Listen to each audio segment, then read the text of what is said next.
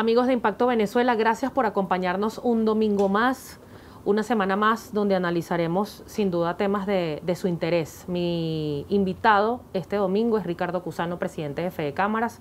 Hemos tenido con él muchísimas conversaciones a lo largo de los años, no vamos a decir cuánto, señor Cusano, pero más allá de explicar la situación económica, que creo que cada bolsillo, en más o en menos medida, conoce cuál es la realidad venezolana, pudiéramos iniciar con cuál pudiera ser, por parte del sector empresarial, esas estrategias, esos pasos, esas acciones para que el panorama mejore en un país que creo que está en su momento de mayor polarización política, de mayor polarización social. Bienvenido, gracias por acompañarnos. Gracias, Tenif, como siempre un placer compartir espacios contigo. A ver, quizás el mayor problema que hoy tenemos es que desde el punto de vista de la política, la polarización ya no es tal, ya es más extremismo.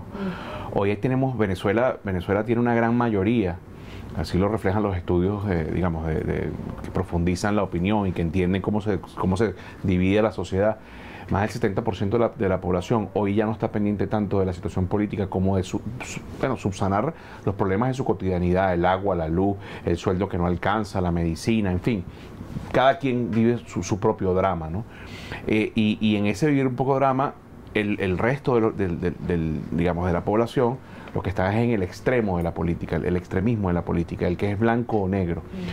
Y posiblemente ahí no va a estar, bueno, está demostrado en los últimos 22 años que las soluciones de volver a Venezuela al pleno ejercicio de los preceptos constitucionales no están en el extremismo, sino en que más bien se construyan consensos para poder darle soluciones a la cotidianidad. Y por eso desde Fede Cámara hemos planteado que, si bien es cierto, un acuerdo integral que redimensione la realidad y la correlación Estado, gobierno, nación, no es menos cierto que antes de ese acuerdo integral necesitamos unos acuerdos parciales. Y unos acuerdos parciales que nos permitan, por ejemplo, la ayuda humanitaria, que permitan, por ejemplo, ser mucho más activos, que sea, digamos, que el Estado sea quien ejerza los símbolos del poder y en cualquiera de las instancias, regional, nacional, municipal, que puedan, bueno, darle solución a la ayuda humanitaria, que el tema económico sea resuelto. Cada día Venezuela está más alejado del concierto de las naciones. Cada día Venezuela es más complicado por un empresario insertarse en el concierto de la economía mundial, de la globalización. Algo tan sencillo como que nosotros, por culpa de los errores de la ideología durante 20 años, hemos pagado muchísimos problemas. Y los últimos 3 años se le añade a estos 20 las sanciones, las restricciones, que también nos hace mucho más complejo la operación como un daño colateral ante una medida de presión política. Los empresarios no podemos hacer a un proveedor en el extranjero una transferencia de manera como ocurre en cualquier parte del mundo. ¿Qué ocurre? Cuando eso es así, tú tienes que buscar medios alternativos. Los medios alternativos terminan incrementando costos. Ese incremento de costo, al final, ¿quién lo paga? Lo pagamos nosotros mismos en condición de consumidor, porque al final el consumidor somos todos. Uno es presidente circunstancialmente hoy de una institución, pero en la mañana, cuando vas a la panadería, eres consumidor en el supermercado, igual en los colegios, etcétera, en la cotidianidad de la vida. Entonces, ¿cuáles son las soluciones? Sin duda alguna, el consenso, aunque nos cueste entender que hay que hablar con quien debemos y no con quien queremos exclusivamente. Entender que las soluciones deben ser inclusivas, que debe haber una justicia transicional, que debe haber una garantía de no repetición de errores de los que hemos visto, pero eso solo se da en un proceso de negociación y diálogo. Dos conceptos que están extremadamente satanizados en Venezuela. Satanizados por los extremismos, pero también profundamente en desconfianza porque los procesos anteriores no han logrado solución. ¿Cómo lograr desatar ese nudo? Porque justamente hay un ejemplo reciente de esa satanización del consenso y de la conversación. En el último aniversario de Concecomercio, sí, estuvo presente la vicepresidenta Delcy Rodríguez, y bueno, eso generó en redes sociales, más allá que Twitter no sea Venezuela, una reacción tan tóxica que quizás la gente no ve esa salida o ve imposible que se puedan sentar quienes están en el poder, o sea quien sea, cualquiera que sea el nombre, para ciertamente beneficiar la economía, porque al final del día a todos nos afecta en mayor medida, y ni hablar de, según la encuesta en COVID, el porcentaje de pobreza extrema que hay en nuestro país. Pero cómo destrabar, cómo desatar ese nudo y que la gente entienda que son los que están y que el país continúa. En ese ejemplo que tú traes aquí en este momento, digamos, demostró lo que estamos viviendo en términos de extremismo y polarización. Ella tuvo una intervención, por supuesto, en los términos que el gobierno utiliza para expresar sus pensamientos, sus ideas, sus acciones, pero nadie habló de la respuesta que hubo después por parte de Felipe Capozolo, presidente de Consejo de Comercio, y por mi parte, como Fedecámara, que fue construyendo sobre las diferencias. Si hoy, después de 16 años que no se veía una figura del Ejecutivo en un acto del empresariado, y tuvimos la oportunidad de decirle que, bueno, gracias a la pandemia, hoy tenemos esta oportunidad de hablarnos de frente, y le dijimos, no estamos de acuerdo con esto, con esto y con esto, pero estamos dispuestos a construir las soluciones en conjunto. Más allá de eso no podemos hacer nada, porque siempre puede haber soluciones por los caminos rápidos, pero ahí, por lo menos la economía, la empresa formal, no está en voluntad de transitar esos caminos. Pues son caminos que no generan sustentabilidad, que no generan a la larga inclusión, porque ¿de qué nos hemos quejado tantos años? De que cuando salió, por ejemplo, el mecanismo del carnet de la patria, tú analizas técnicamente, cuando le quitas la ideología, es un mecanismo que puede servir en cualquier parte del mundo para distribución, o para ayuda, o para censo, qué sé yo, o sea, digamos, como herramienta tecnológica y digamos, de plataforma de pago. Es positivo, está bien. Pero si lo usas solo para quienes tienen una relación de sumisión con la ideología, ahí es donde estamos equivocados. Claro. Entonces, mal podríamos nosotros procurar que las soluciones empresariales se den solo, única y exclusivamente con un sector, que además con un sector que no tiene el poder de generar políticas públicas. Entonces hay que sentarse con quien se debe hacer. Cuesta, sí. Es difícil, hay grandes diferencias, sí. Pero bueno, por lo menos que nos reencuentre el hecho del objetivo común, o que nos reencuentre el hecho de la misma cédula de identidad, en términos de que tenemos al final todos somos venezolanos, ¿no? Y existe, a juicio de Ricardo Cusano, esa voluntad en este momento, que además a Venezuela se le agrega, bueno, a Venezuela y a cualquier parte del mundo, el tema pandemia, que sin duda exacerbó lo que había. Quizás habían sectores que estaban muy golpeados, pero que sin duda la pandemia terminó de liquidarlos o de ponerlos contra las cuerdas. Pero existe esa voluntad, tomando en cuenta que Venezuela tiene varios fenómenos. Tiene el fenómeno de los bodegones, lo hemos conversado con el presidente de Conindustria, y él habla de algunos parámetros muy subjetivos, que al empresariado quizás se le piden más papeleo o muchas más licencias, se le ponen más trabas, y vemos que entran productos sin ningún tipo de control, incluso sanitario. Entonces, pudiéramos poner en duda que existe esa voluntad de sentarse con el empresariado, que por años, desde la época de Chávez, ha sido también satanizado, que son criminales, que no generan empleo, que explotan a la gente, etcétera. ¿Existe esa voluntad con este escenario que tenemos en este momento? Mira, al final la voluntad de quien está en la otra parte de la mesa solo la puedes valorar si existe o no en el momento en que se dan las soluciones. Sí. En todo caso, desde lo que nosotros representamos, sí tenemos voluntad de ir a sentarnos con quien sea y donde sea para construir esas soluciones. Porque en definitiva, a mí verdaderamente llega un momento que ya después de tanto oírlo, lo que te da es risa cuando dices que los empresarios quieren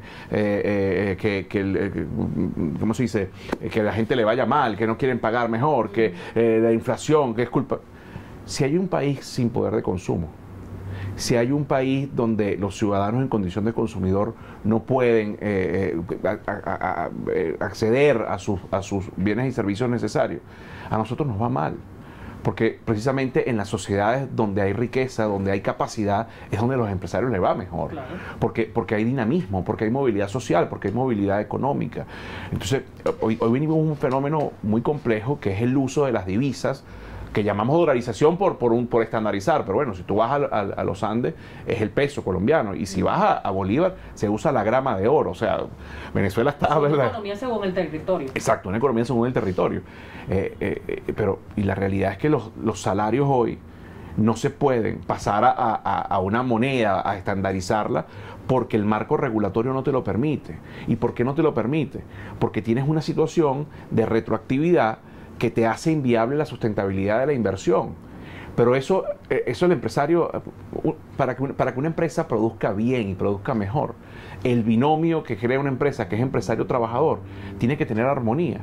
Y la armonía es compleja cuando el trabajador, con su salario, con su esfuerzo, levantándose responsablemente en la mañana, llegando a cumplir sus responsabilidades, en la tarde se da cuenta que no llega a poder a satisfacer sus necesidades en casa con el salario. Pero él cumple con sus funciones, y también se da cuenta que el empresario cumple con sus funciones, pero el entorno no le permite eso. Entonces hay que sentarse a discutir el marco regulatorio. ¿Y con quién los discute? Tú y yo, supongamos que tenemos una relación laboral donde yo soy el trabajador, tú eres la empresaria. Podemos decir misa, podemos llegar a acuerdos parciales, pero no tienen la formalidad de la ley. Ahí tienes que sentarte con el Estado. No es el Estado que te gusta en términos de la ideología política. Bueno, el país, la nación tendrá que dar la lucha para el derecho a elegir. Pero en el camino de la cotidianidad y los marcos regulatorios tú vas a tener que sentarte con quien debes y no con quien quieres. Porque además los tiempos políticos y los económicos nunca han ido a la par. Y mucho menos los sociales. Los tiempos de la precariedad, los tiempos del hambre, los tiempos de las enfermedades no esperan la recuperación de la economía o que se controle la hiperinflación, así como no esperan los tiempos de periodos presidenciales, los tiempos electorales. Ahora, durante la entrega de la memoria y cuenta, Nicolás Maduro hablaba y justamente decía que la dolarización, por ponerle un nombre, que no es formal en Venezuela, había significado una válvula de escape. Hace algunos años, si uno retrocede el cassette, decían que el dólar criminal, el dólar negro, le vamos a torcer el brazo al dólar criminal, pero hoy se asumió que la gente resuelve su día a día con este intercambio comercial, que además hay un fenómeno con el dólar que no hay sencillo, en fin, el tema del efectivo está cada día más complicado. Cuando se revirtió algunos parámetros de la ley de ilícitos cambiarios y todo este tema, ¿eso alivió en algo el funcionamiento de las empresas? ¿Y cómo está en este punto el sector, tomando en cuenta también el escenario de pandemia? En un minuto voy a intentar resumírtelo. En el 2019, cuando el gran apagón nacional, ahí se dieron una circunstancia que era que se hizo ya visible el tema del uso de la divisa, que ya venía tímidamente dándose, pero se hizo visible. Porque bueno, no había medios de pago. Y habían zonas que duraron 5, 6 días, 7 días, 15 días sin luz, y la gente tenía que resolver. Y quien tenía algo de divisas en el bolsillo, empezó a hacerlo público para comprar los bienes y servicios que necesitaba. Y el comerciante, el empresario en general, empezó a aceptarlo de manera también, de cara al público, pues, ya perdiéndole el temor a las autoridades, sí, de una u otra forma. Eso además acompañado de que en ese momento es cuando el Estado reconoce que el famoso dólar criminal no existe e iguala al dólar oficial, empezó a generar dos cosas. Primero, esa economía mucho más dinámica.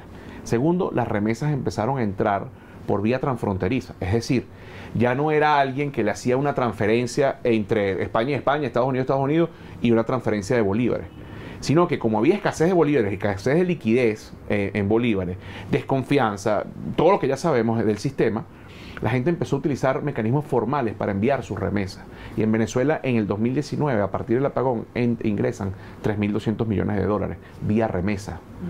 Y los empresarios, algunos tenían las líneas de producción paradas, otros no tenían inventario. Los que habían tenido capacidad de ahorro en el tiempo o podían levantar una línea de crédito afuera porque colateralizaban algo que tenían, bueno, inyectaron casi 3.500 millones más de dólares a la economía. Eso fue el 2019. Por primera vez en casi 2 décadas, 25% de la economía la estaba soportando el sector privado, por la vía individual o por la vía empresarial. Esa, la proyección que daba el 2020 era 33%, o sea, venía en un proceso de crecimiento. Llegó el COVID y eso paró. La respuesta es sí, Stenio.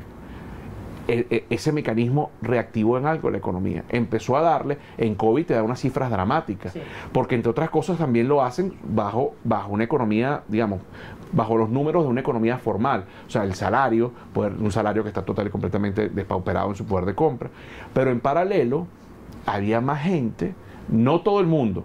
No es, eso no, digamos, ese beneficio no ha abrazado a toda la población todavía, sí, pero sí había más gente recibiendo algo de dólares. Esa misma encuesta te refleja que había promedio de ingresos de $40 por familia venezolana.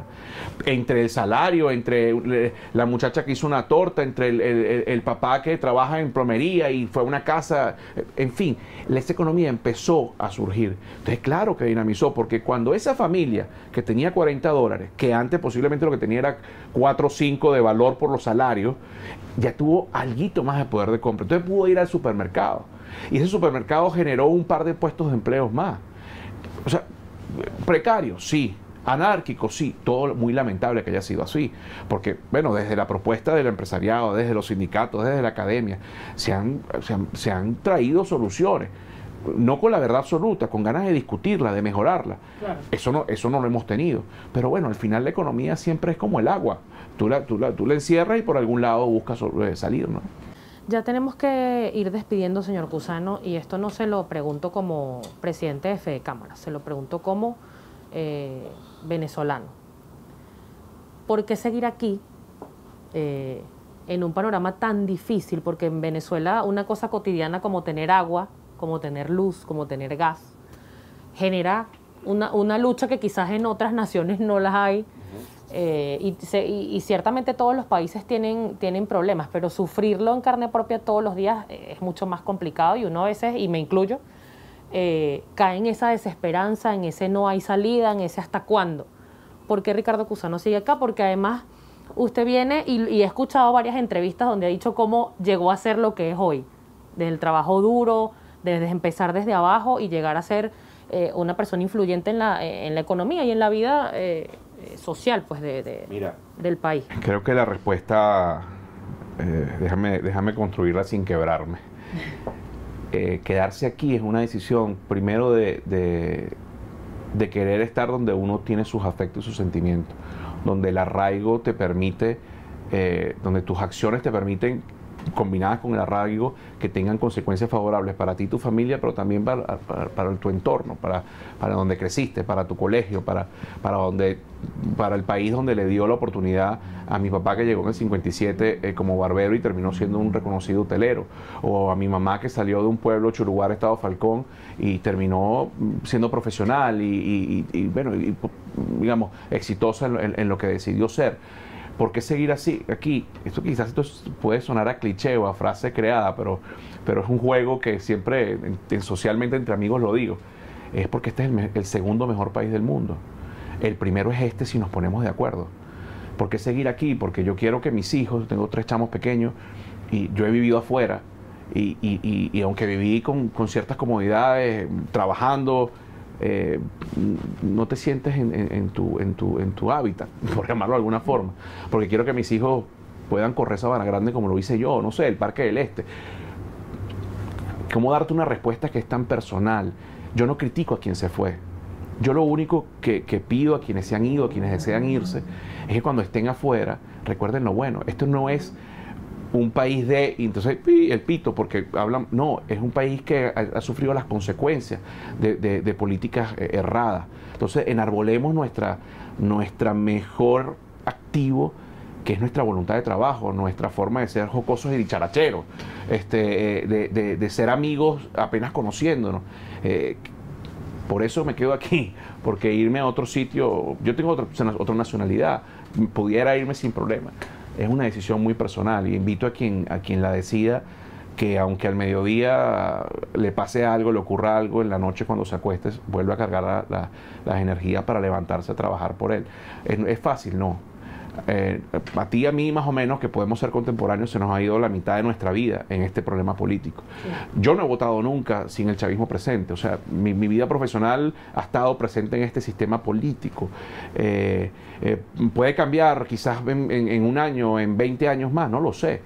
Quizás se nos puede ir la vida en esto. Para un país 20 años no es nada, para nosotros es la mitad de nuestra existencia. Pero bueno, es una decisión de querer tener el país que queremos, el país donde en otras partes del mundo juega el Boca y el River y se matan en los estadios, las fanaticadas. Nosotros jugamos Caracas Magallanes y el que pierde termina pagando la cerveza. Ese es el país que hay que reconstruir. Es así, yo creo que hay que rescatarlo. Yo siempre, cuando tengo conversaciones con personas ligadas al sector comercial, al sector empresarial, siempre digo que el venezolano está acostumbrado a vivir bien, de manera digna, con su trabajo duro, porque nadie puede decir que el venezolano es flojo. Cada vez que lo dicen provoca... Sí, yo me distorsiono un poco cuando dicen ese tipo de cosas, porque cuando tú te levantas justamente con todo en contra y ves a esa gente de madrugada en la parada esperando los autobuses, que cada día son más escasos también, por cierto, te das cuenta que tenemos un gran país y que ha sido un poco mal querido, y creo que tenemos que renovar ese amor y esa entrega para salvarlo. Para culminar, en Venezuela el venezolano no es flojo, el venezolano lo que ha ido perdiendo por el entorno es el valor del trabajo. Así es. El valor como concepto de trabajo.